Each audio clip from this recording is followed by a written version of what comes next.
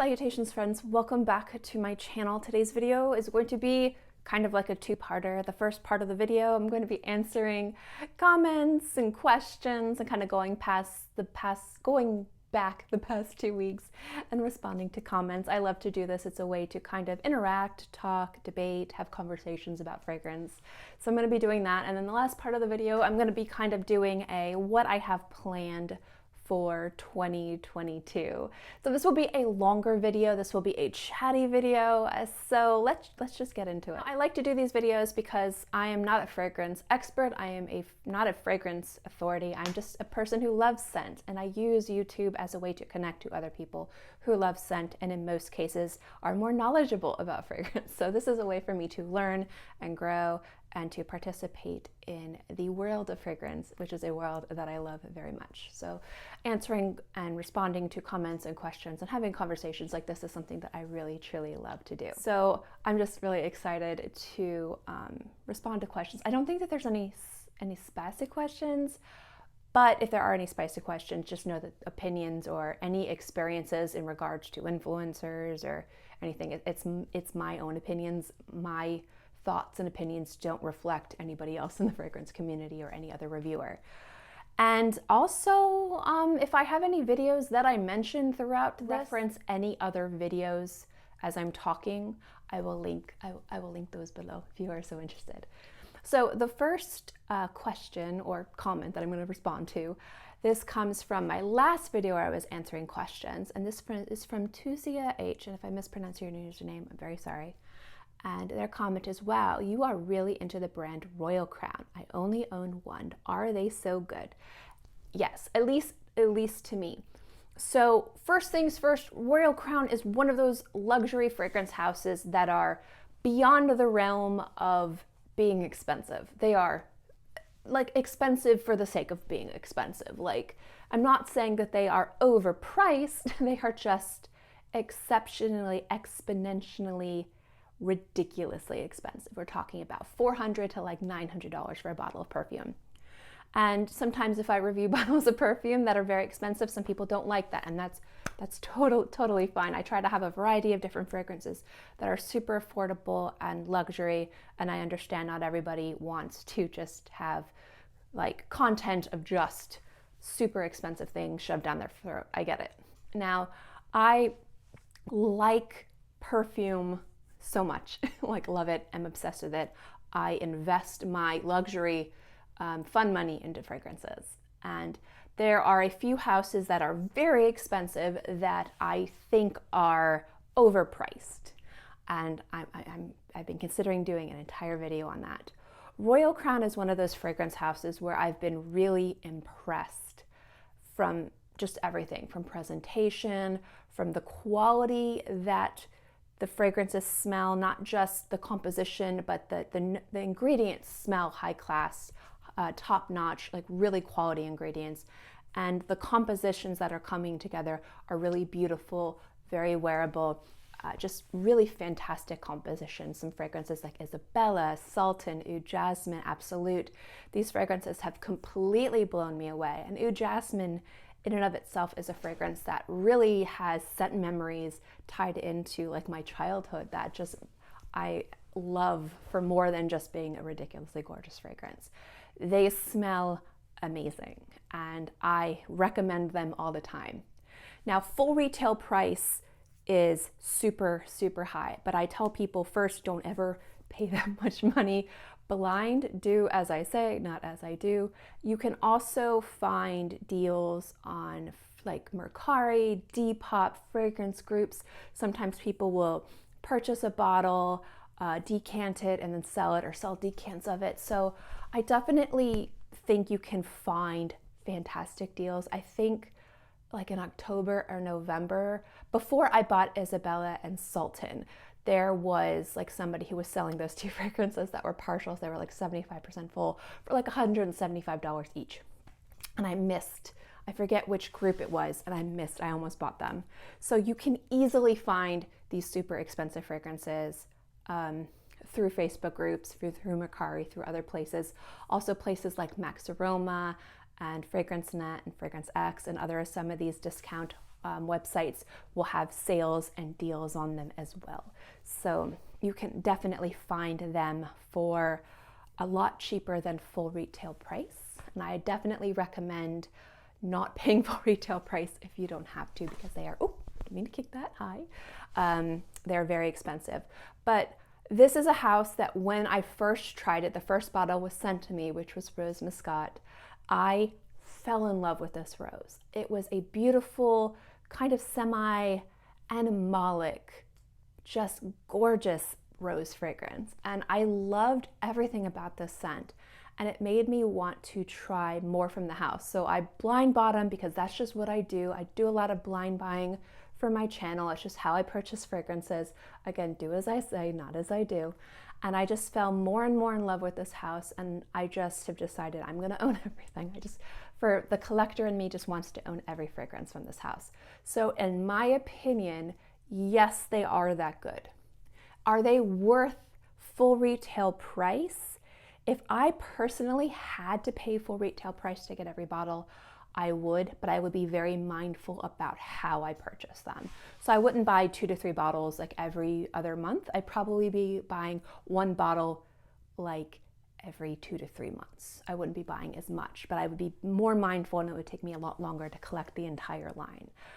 But I do think that the house is beautiful. I do think the house is wearable. I do think that the house is special. And I do think that the house, if you like luxury fragrances and you're looking for something to kind of jump into, is a house well worth trying to track down samples or decants if you want to try some beautiful fragrances. If you're unsure which ones to kind of try and track down samples and decants, if you're a vanilla lover, Sultan is outstanding. If you love woods, Sultan is outstanding. If you like rose, I really like Alchemia. And if you like white florals, Tenebrae and Isabella. They're gorgeous. Those are the ones I would recommend. Oud Jasmine to me is super special. It is a beautiful blend of ouds and just gorgeous white florals. It's really super special. Absolute smells like an elevated, very rich, decadent experience. But I feel like those are a little bit harder, a little bit more conceptual in regards to, if you like rose, try this.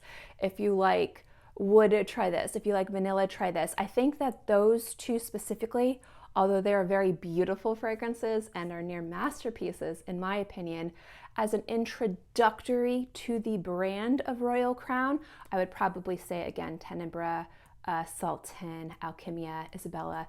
Those are the ones that I've tried that I think would be great introductory if you're going to kind of try and track down a sample or decant. But I love all of the ones I have. They're great. Some I definitely love more than others, but I do definitely think they are that good. But that is my personal opinion. Just because I think that doesn't mean that everybody thinks that. So definitely sample before you buy. Next comment comes from my most worn fragrances of 2021. And this is from Amanda de la Tour. And their comment is, I think a good reviewer can review anything, but there's something to be said for finding a reviewer that reaches for the same scent profile. I find myself gravitating to many of the same scents as you, and I've loved every fragrance purchased off of your recs. First, thank you. I'm glad so much. And yes, that is the best way to kind of go about taking recommendations from fragrance reviewers. So yes, most definitely. And I've talked about this before on if you should trust fragrance influencers, and then going into kind of like the discussion of that. There was like 2 other videos. I talked about like, you know, there are free bottles obviously within the fragrance community. And you know, when you see people who get free things, as long as there's transparency. I wasn't so much talking about trusting fragrance influencers in that capacity, but should you blindly trust somebody to purchase something because fragrance is so personal and body chemistry is so personal. So just because you might completely respect and trust their honesty and say, I don't think that they would be a shill, I don't know if I would trust their opinion because their tastes are so different than mine. And that's kind of like what the discussion is. And I think that that's so important. And I kind of talked about the first video is that I like Tati Westbrook. I I used to watch her videos, like binge her videos all the time. I would like rewatch her videos. And if she mentioned she wanted something or liked something, I'd go out and buy it. You know, those, even if she didn't even really like something, I would still buy it. Like those Lottery, the rose blush, the macaroon company Lottery, they had those really expensive rose blush. I have that somewhere. It's somewhere over there. I spent like $150 on that blush.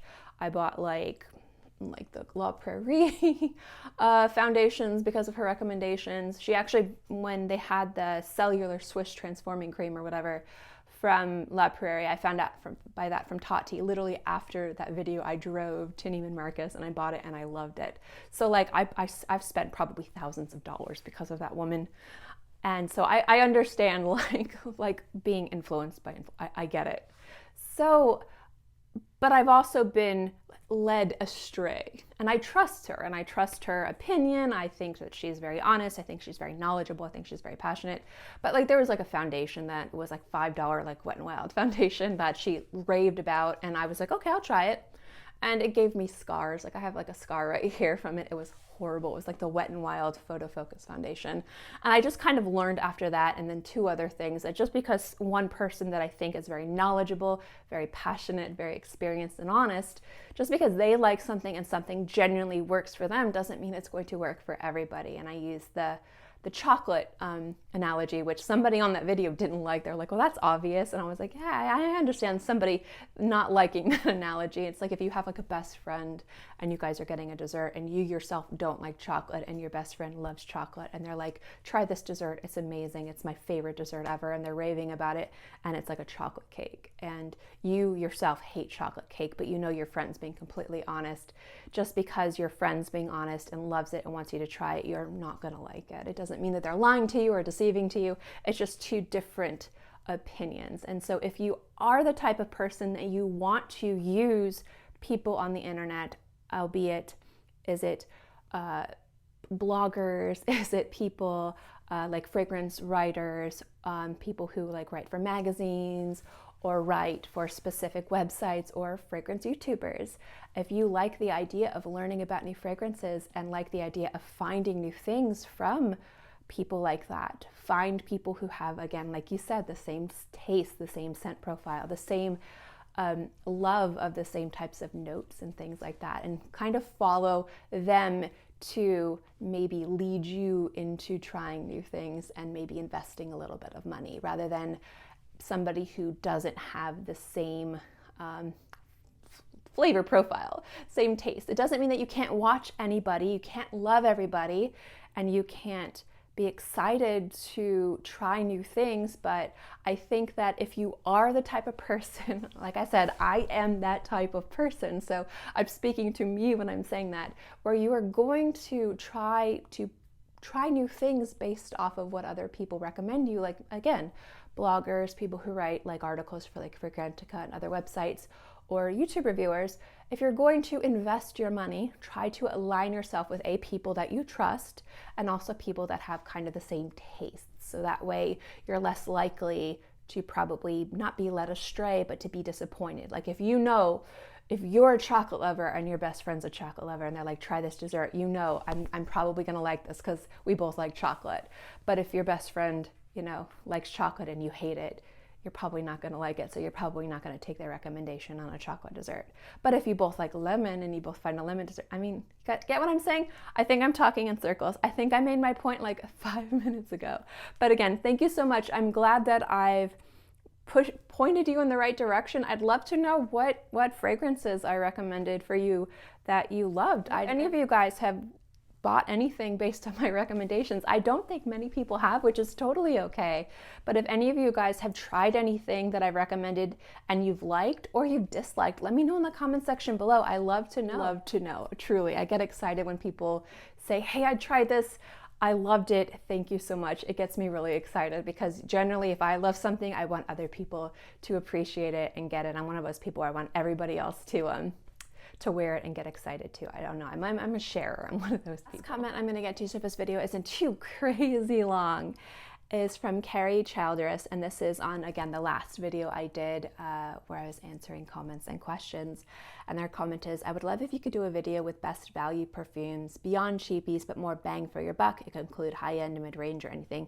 Please consider. Thank you. That's a great question, and that is actually a question that I have in a notebook somewhere hidden in here, and I will get more into that after this comment, because that's actually part of what I'm going to talk about in my channel update, what's happening with me.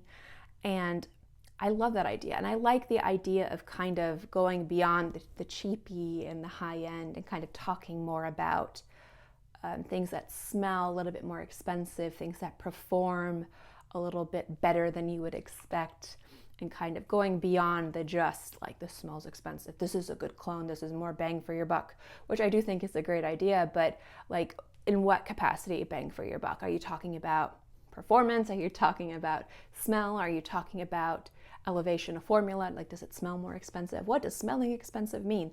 It's a whole list and video that I have planned, and I'm really excited for it. It should be up in the next probably by March. It's gonna take me a while because I have about 30 fragrances I gotta dwindle down. So it's a great topic. Obviously, I'm excited to do it, and I hope you watch the video when it comes out. So those are answering comments. I know it was only 3. I didn't want to do too much because it's only been about 2 weeks since the last time I did it, and I haven't been posting too many videos. There's been a few reasons for that. I've been getting over a cold, holiday season, Christmas, family, being sick, this room, which we're going to get into, but I did want to kind of answer some questions. So thank you to everybody who commented. If I didn't get to your comments, thank you so much. Also, I try to answer comments on my videos, but I usually do once or twice a week. I'll sit down for a few hours and kind of respond. I haven't been able to do that, so I'm very sorry. I'm going to get back into the swing of that. So that being said, let's get into the personal update, channel update. This is going to be long-winded, so if you don't want to sit through a long personal chit-chat, thank you so much for stopping by. I appreciate it. But let's get into this whole shebangle buckle. First, obviously, there's the few things that are very apparent. The biggest thing that I've been talking about for months is this room. This room, if you look at videos before September, was totally different. This is a remodel of my office. I've talked about the remodel of my office. When I do the room tour, I'm going to do a room tour because I want to, and a few of you guys have asked for it. This is a working office for my job. My job is not YouTube. YouTube is my hobby, but I do utilize a lot of the equipment that I invested in for my job that I can use for my YouTube hobby, like lighting, and this is the perfect room for my fragrances. So when I do a tour of the room, like I said before, and the first time I talked about this, it's gonna look like a YouTuber room. It's gonna look like I designed this room for YouTube. No, this is designed because I do a lot of different, I'm like a jack of all trades, master of none kind of thing. I do a lot of different things to kind of come together to create some type of real paycheck. A lot of royalties, a lot of ghost art writing things. I've talked about it before. But I'm excited that by the end of this week, it should be almost 99% finished. So this part is done. I'm decorating up there, and on the bottoms and the top, there are places for decoration. The middles of these cabinets have my fragrances. I'm not trying to superfill these cabinets, but I am trying to get them to a point where I can get to my fragrances, I can see my fragrances, and they're not super like too airy. I like things to be kind of clumped together. Like I like things to look close together, like buddies. So I like things to be very close, kind of, what's the word? Snuggly, cozy. I can't think of words. So the bottoms of each of these cabinets and the tops of these cabinets are empty. There's going to be different organizers and decorations, and then as my fragrance collection grows, it will obviously have ways to expand. And I'm excited. So originally we were going to build custom cabinets. John and I have an entire kind of fab lab, so to speak. So we have a CNC router, we have like 3D printers, we have, I don't know why I can't say words right now. We have a foundry, you know, if we want to do some like metal work. We have a laser printer, we have an entire sandblasting cabinet. One of the jobs that's kind of on hiatus right now is we had a art sandblasting, glass blasting studio. We've invested way too much money in that. Our equipment is the very expensive. Let's just put it that way. I have a kiln, I have a pottery wheel, I have an entire like big room for my art in regards to like painting and sculpting and a variety of the other artwork that I do. I do a lot of different things on top of being horrible at graphic art, but finding a way to still monetize and make money with my graphic art. I've talked about that before in video. I don't know how I do it, but I lucked out. So we have a whole setup, and we were going to do this room like super personal. At first we were going to like go to the studs and build in like the cabinets into the studs, but we were like, that's too much work, I'm lazy. Then we were gonna build the custom cabinets, but wood was very expensive because of everything going on. The price of materials and the availability of materials was very expensive. So we actually ended up just getting solid pine cabinets from Ikea, and it actually worked out very well. So we got this part done very well. We got new carpet. The carpet was like the most expensive thing in the room. We originally budgeted about, I'd say like $600-700 for flooring. It was almost $1,700 for my carpet. It was that's why like I haven't, like the last fragrance haul, like I was like, okay, like I'm not having that much money, because the carpet sank a lot of money. Like it was a lot more than we expected, but it's really nice carpet. You could sleep on it. It's really comfy. But the other part of the room, the most important part really is my workspace. So that's what the last part is, what we're working on. So I'm looking at a butcher block table right now, or tabletop, that's about 8 feet long. It's finely cured. It's taken about a month to cure. And then we're gonna be putting the legs on it, and we're gonna be setting up my office area. So I have a giant Wacom tablet. It's like this big, it's like huge. And then I have another, I'm gonna have not a tablet, but a monitor attached to the wall. And then I'm gonna have my entire workspace. And then my other area is gonna be kind of more of like my not workspace. Anyway, and then we're gonna have over here in my closet's gonna be organized. We're gonna have my curtain put up, and then everything in here is going to be set up, and it's not going to be cluttered. And I'm so excited, and that's going to be done by hopefully Monday. So I have just been very excited to finally have this room officially done, aside from decorating in regards to artwork, hanging things on the wall and decorating specifically like on the top of the cabinets and just throughout the room. I prefer to decorate by finding things as I go. So I don't like to go out and just buy decorations. Like I'm not gonna just go to a store and just buy decorations. There is nothing wrong with people that do that. I have nothing against people that do that. That's not me. My decor taste is questionable at best. It is a mix between, I really like rocks, so like I go places that sell, you know, like amethysts and quartz, and I also really like Halloween decor, and I like just weird stuff. I'll show you when it's done. I don't have a good interior decorating eye, but I like my decor. Not everyone's gonna like it, and that's okay. So it's not gonna be 100% done until everything's decorated, but that's okay. So I'm excited to get my workspace set up so I can actually start getting back to work, because I haven't been able to really do any real work for months. So I'm really excited for that. That also means once my workspace is set up, something I've been talking about for a very long time, and a lot of you guys have been complaining about, and I completely understand, is editing quality, like sound and just a general change to the polish of my channel. Now, when I first started this channel, and I've been thinking about for the longest time going back and just deleting like maybe hundreds of videos of some older really bad videos. They wouldn't be fragrance videos, they would be like the really bad older videos. Always talked about wanting this channel to be more polished, edited better. I'm really bad at editing, like really bad, but I need to get better.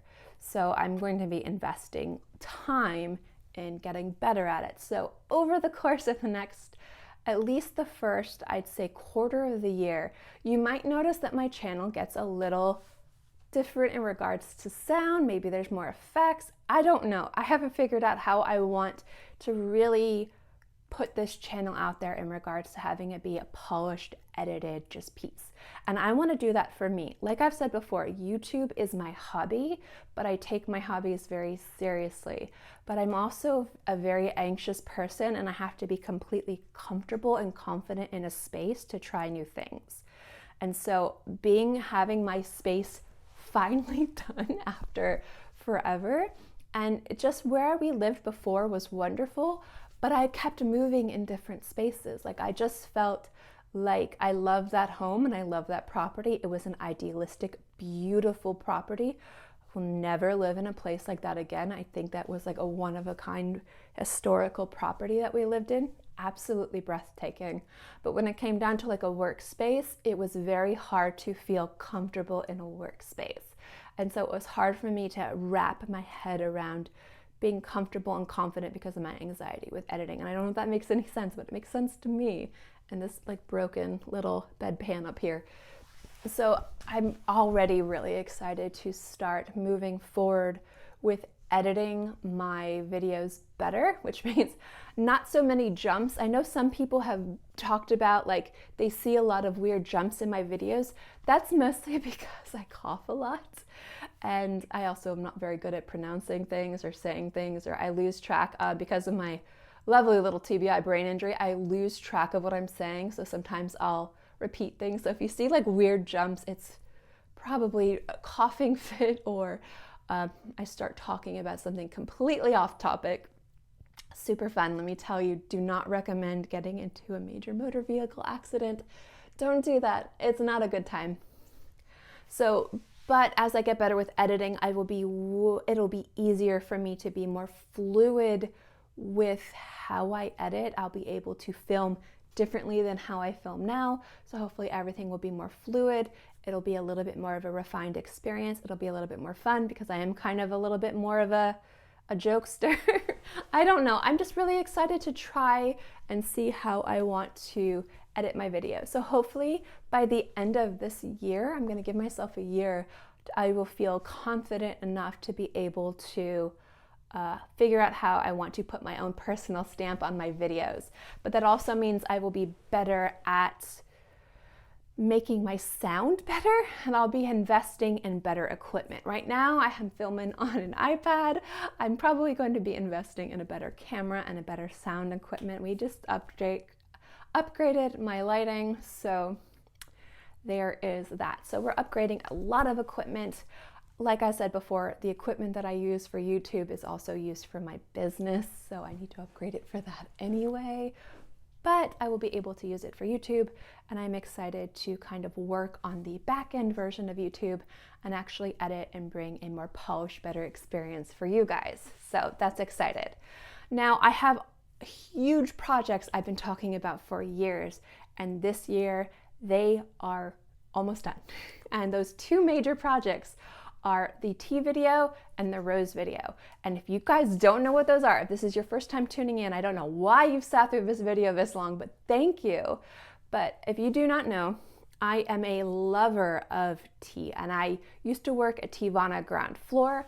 I have a bit of an education, a basic education on tea, and I also love rose. So for the longest time, and the reason why I haven't done this video is I really wanted a polished, like I wanted it to be as professional as possible, but also I've done a lot of research in regards to talking about different roses, talking about how these roses are used in perfumery in regards to, this is why it's used to kind of elevate notes. Like this rose is specifically used in these compositions to kind of elevate this wood over this rose, but this rose is used like this way, talking about like Turkish rose, rose de mai, Bulgarian rose, Taif rose, and also going through different fragrances that are good examples of that as well.